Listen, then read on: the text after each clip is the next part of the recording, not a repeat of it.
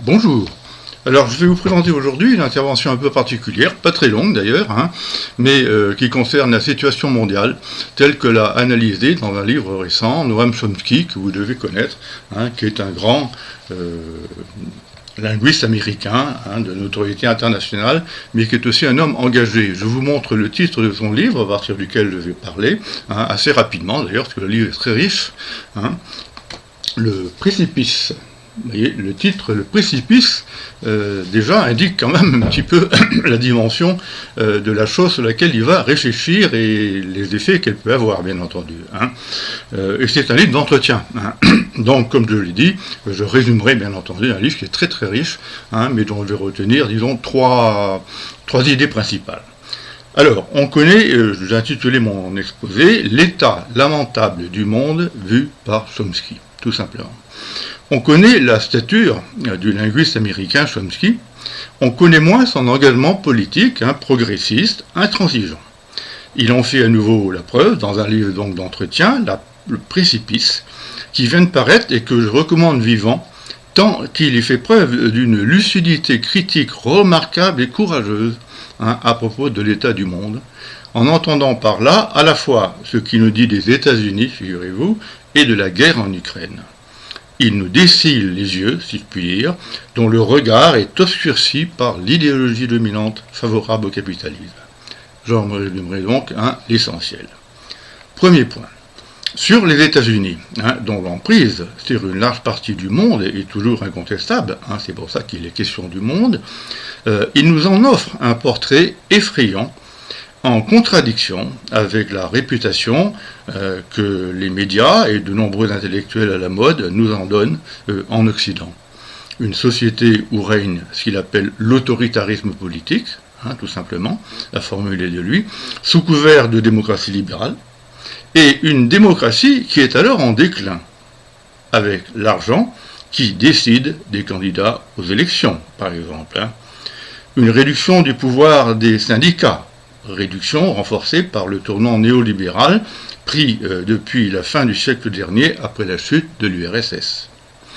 Une financiarisation de l'économie, permettant aux riches de s'enrichir, sans guère augmenter la production globale et dont on baisse les impôts, comme dans la France de Macron, je vous le signale. Une augmentation des inégalités et un appauvrissement des plus pauvres au point qu'on semble revenir à la situation qui prévalait lors de la crise de 1929. Autre point, la précarisation de l'emploi pour le bénéfice des capitalistes et par des atteintes multiples aux droits du travail. La détérioration, figurez-vous, des services publics, dont ceux de la santé et de l'école, concurrencés par le privé, etc. Ce qui nous donne le spectacle désastreux de ce qu'on appelle une opulence privée liée à la misère publique, expression globale qu'en fait il emprunte à l'économiste progressiste J.K. Galbraith, que vous connaissez sans doute de réputation. Et cette réalité, propose des USA, est en train d'envahir l'Europe, la France incluse, et là aussi, depuis la chute, figurez-vous, du système soviétique. À quoi on pourrait ajouter les traits dramatiques qui affectent la vie des Américains, comme la violence, les incarcérations qui sont en augmentation, l'emprisonnement dans les prisons, le racisme, la domination de l'argent et du commerce marchand, ou encore le retour de croyances religieuses détestables avec leurs interdits mortifères, voire les évangélistes ou les tenants de l'illibéralisme, pas le libéralisme, l'illibéralisme qui est à droite du libéralisme, qui est même à l'extrême droite, et qui voudrait instaurer un État fort, non pas démocratique au sens libéral du terme, ou libéral au sens démocratique, mais installant une religion officielle, nationale et donc contraignante.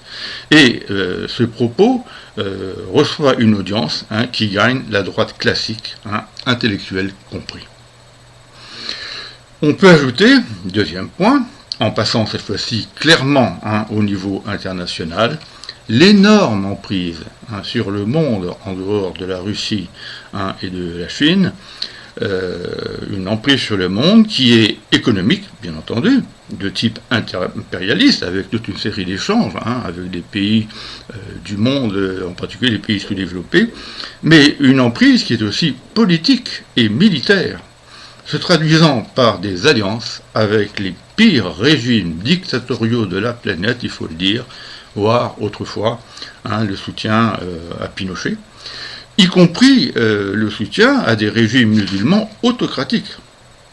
Et tout autant, cela se traduit par des interventions militaires débouchant sur des guerres meurtrières, directement ou indirectement, à un niveau épouvantable, comme en Afghanistan, alors qu'ils s'en sont retirés, pour laisser en place un régime barbare, il faut le dire, ou en Irak encore, la fameuse guerre d'Irak, qui a fait des milliers de victimes, sans compter d'autres plus anciennes, bien entendu, dont vous devez vous souvenir, comme la guerre du Vietnam, et les diverses aventures coloniales en Afrique. J'en passe, et je ne cite pas précisément le nombre effrayant de victimes que cela a fait au total, des dizaines de millions, selon, bien entendu, Chomsky, et il est parfaitement au courant d'une pareille situation. Or, ce qui est terrible, figurez-vous, c'est l'absence de réaction du monde occidental, spécialement européen, y compris ses élites politiques ou intellectuelles, qui se réclament pourtant juridiquement et normativement de la démocratie et de la paix, aussi bien l'Europe que ses intellectuels. Alors voir par exemple l'importance que prend l'ONU. Eh bien, ces gens-là ne s'indignent en rien devant cette situation, oubliant la morale en politique, et les leçons magistrales de Kant dans ce domaine avaient ses réflexions sur le devoir de paix dans son projet Paix perpétuelle, qui est un livre tout à fait remarquable, qui veut impliquer la morale dans les rapports internationaux. Troisième point, et dernier point, on comprend alors son analyse finale, tout à la fin de son livre, elle aussi lucide, et, j'ajoute, sans la moindre partialité. Donc son analyse finale de la guerre en Ukraine, sujet délicat, voire brûlant s'il en est. Alors, Chomsky, très honnête et de gauche, en fait une analyse étonnamment contrastée. Alors, il faut être clair, il n'a pas de sympathie particulière pour Poutine, dont il dénonce spécialement l'autoritarisme, pour le moins.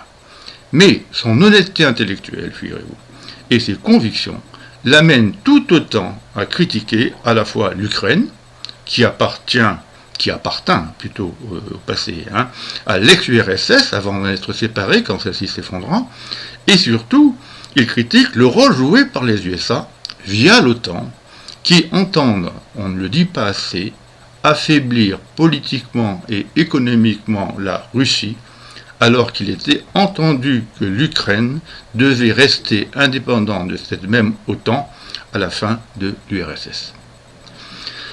Il mène alors, selon lui, les Américains, y compris avec Biden, une politique agressive, en particulier en fournissant une quantité importante d'armes à l'Ukraine, au point que Chomsky peut affirmer que la politique extérieure de Washington nuit à une désescalade en Ukraine. C'est le titre de son dernier entretien, ou un propos qu'on y trouve en tout cas, et qu'elle menace l'avenir du monde. La politique internationale des États-Unis menace l'avenir du monde, et il le développe dans un texte complet. Et il en profite, figurez-vous, d'où son honnêteté, pour féliciter Macron, pourtant libéral économiquement, qui n'est donc pas sur la ligne politique, bien entendu, de Chomsky, au niveau économique.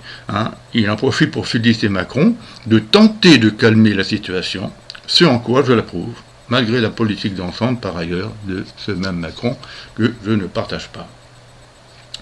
On aura compris, je conclus, qu'il faut lire ce livre intempestif, c'est-à-dire, selon la signification de ce terme, qui va contre l'air du temps, pour tout ce qu'il comporte de jugements inspirés par la morale en politique, sauf peut-être, selon moi, mais c'est moi qui parle, une trop grande sévérité à l'égard de la Chine, mais avec cette noble idée finale, mais qui parcourt en fait tout le livre, qu'il nous faut militer pour plus de civilisation, pas seulement de culture, mais de civilisation au sens normatif et moral de ce terme, et moins de barbarie et de cynisme. Voici un intellectuel qui sauve l'honneur des intellectuels. Merci.